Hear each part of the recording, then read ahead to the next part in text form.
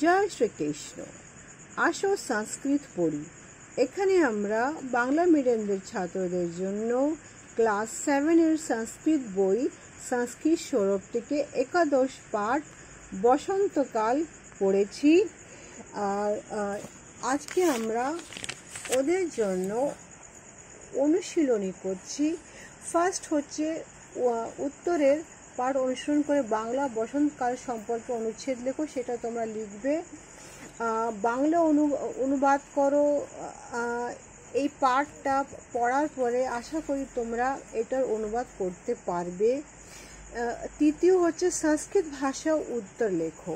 সেখানে আমি এখানে করছি ক, বঙ্গদেশে কতি ঋতুবাহা। তার উত্তর এখানে সংস্কৃত ভাষাতে সংস্কৃত ভাষাতে বঙ্গেষু ষষ্ঠঃ ঋতুবাহা। আচ্ছা, এখানে খ, বসন্তস্য স্থিতিকালঃ ত্রিদশীঃ। এখানে হচ্ছে খ, ফাল্গুন মাসে আরম্ভঃ যাবতঃ বসন্ত স্থিতিকালঃ। এখানে হচ্ছে গ, কদা বসন্তস্য আবির্ভাবঃ ভবতি।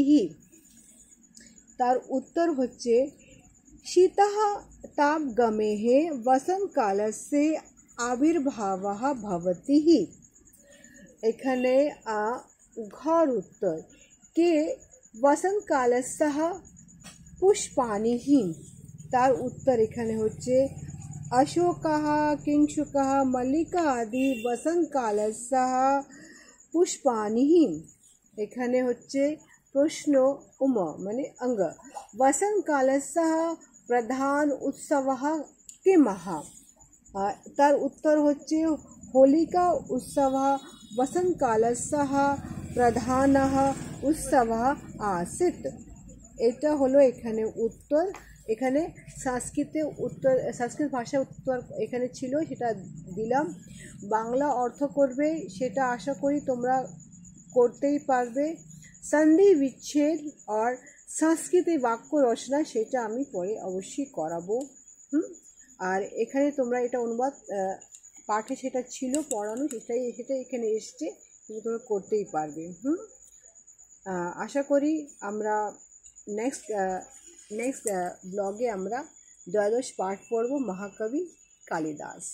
তোমরা ততক্ষণে প্র্যাকটিস করো। কোনো অসুবিধা হলে আমাকে কমেন্ট বক্সে জানিও। জয় শ্রীকৃষ্ণ।